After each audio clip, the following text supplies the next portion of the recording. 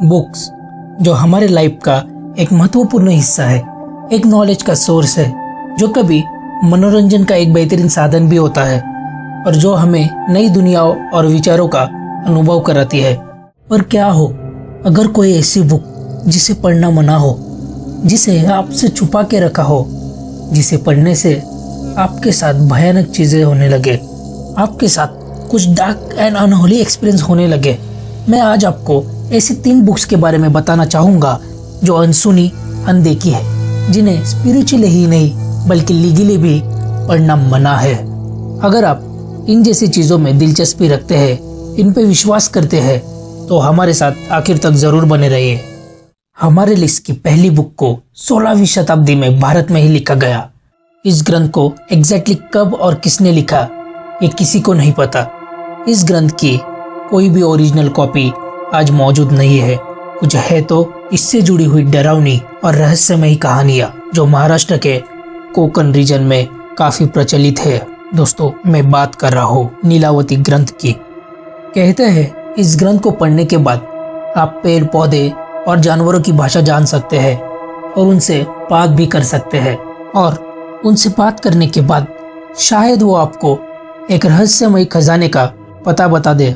पर इस ग्रंथ को पढ़ना इतना आसान नहीं है। इस ग्रंथ को पढ़ने के लिए कुछ नियम्स है, कुछ रिचुअल्स है जो हमें फॉलो करनी पड़ती है। जब एक गर्भवती महिला की मृत्यु हो जाए तब उसकी जलती हुई चिता के प्रकाश में चिता पूरी तरह जलने से पहले इस ग्रंथ को एक ही रात में पूरा पढ़ना होगा।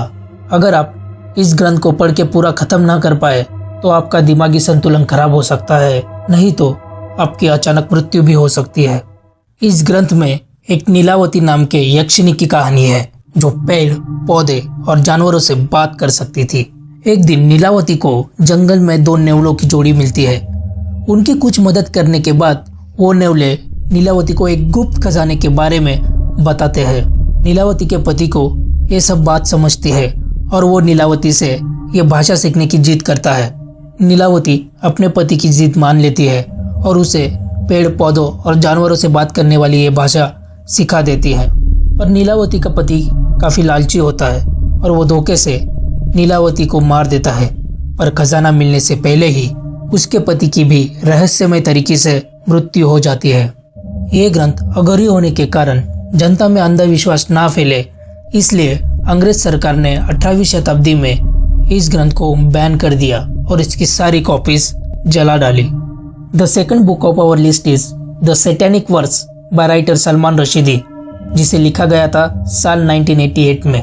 रिलीज होने के कुछ वक्त बाद ही दुनिया के कई सारे देशों में इस बुक को बैन कर दिया गया, जिनमें से भारत भी एक है। ये नॉवेल एक स्टोरी बताती है 2 मुस्लिम इंडियन एक्टर्स के बारे में, जिनके नाम है फरिश्ता और सलाउद्दीन, जो एक दिन एक हाईजैक प्लेन एक्सप्लोजन से मिराकुलसली बच जाते हैं। इस इंसिडेंट में बचने के बाद फरिश्ता के साथ कुछ अजीब इंसिडेंट्स होने लगते हैं। उसे कुछ इल्यूजन्स और फ्लैशेस दिखने लगते हैं, जिनमें प्रॉफेट मोहम्मद जी के लाइफ के कुछ पार्ट्स को रीइमेजिन किया गया है। According to Islam there is only one God, और वो है अल्लाह। कुरान के एक प्रसंग में prophet Muhammad pagan goddess Allat, al Uzza और मन्नत को प्रेस करते हैं, यानी वो अल्लाह के साथ और भी गॉड्स को एक्नॉलेज करते हैं, जो इस्लाम के मोनोइथिस्ट यानी भगवान सिर्फ एक ही है, इस सबसे महत्वपूर्ण कंसेप्ट को कॉन्ट्राडिक्ट करते हैं। इसीलिए सलमान रशीदी अपने नॉवेल में कहते हैं कि ये जो लाइंस लिखी गई है कुरान में, वो सेटन यानी शैतान ने लिखी है।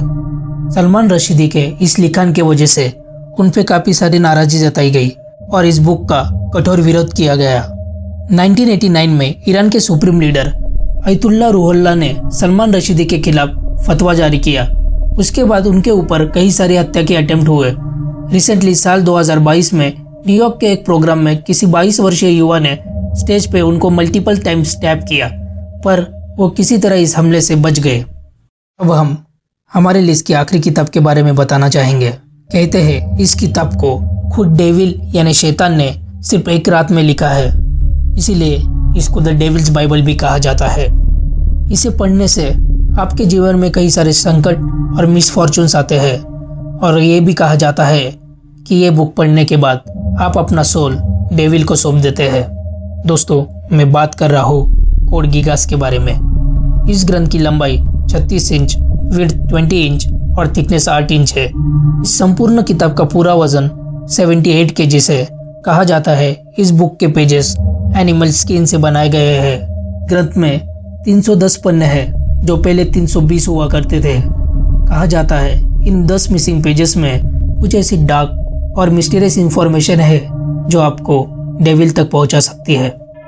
इस ग्रंथ को 800 साल पहले 13th सेंचुरी एडी में पॉडलेजिस बोहेमिया, जो आज के चेक रिपब्लिक में आता है, वहाँ एक हरमन नाम के सन्यासी ने लिखा था।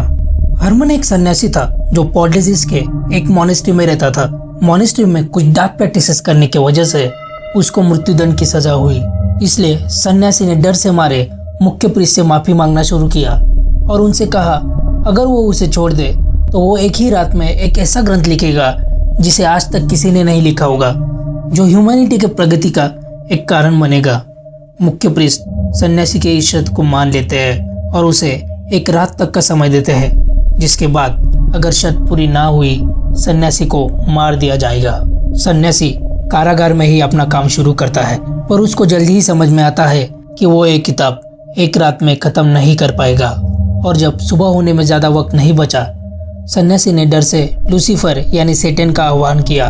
सन्यासी काफी पहुंचा होने के कारण सेटन तभी उसके सामने कारागार में प्रकट होता है और किताब के बदले वो सन्यासी से उसका सोल मांगता है। सन्यासी अपनी जान बचाने के लिए शैतान की यह शर्त मान लेता है और डेविल उसके हाथ में ये शैतानी किताब रख के वहाँ से चला जाता है।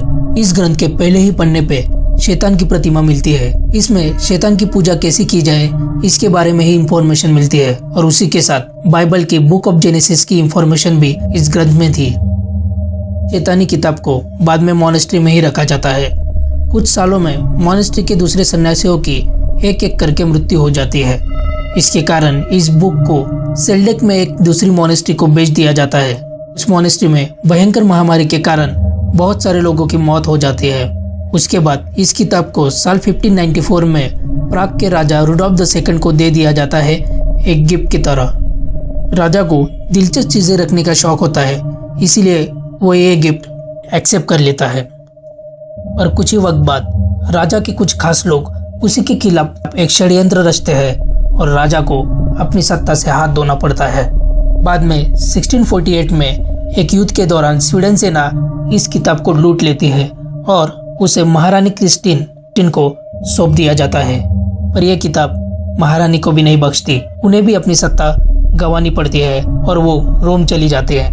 बाद में इस शैतानी किताब को 1697 में स्टॉकहोम स्वीडन के एक नेशनल लाइब्रेरी में रखा जाता है, पर 7 मई 1697 में नेशनल लाइब्रेरी को आग लग जाती है, जिसमें 24,500 किताबें पर किसी तरह ये किताब बच जाती है। 1878 में स्टॉकहोम स्वीडन के नए नेशनल लाइब्रेरी में इसको फिर से रखा जाता है और तब से लेकर आज तक ये किताब वहीं पे है। अगर आपको ये वीडियो अच्छी लगी हो तो हमारे दूसरे वीडियोस को भी ज़रूर देखिए और please like, share and subscribe.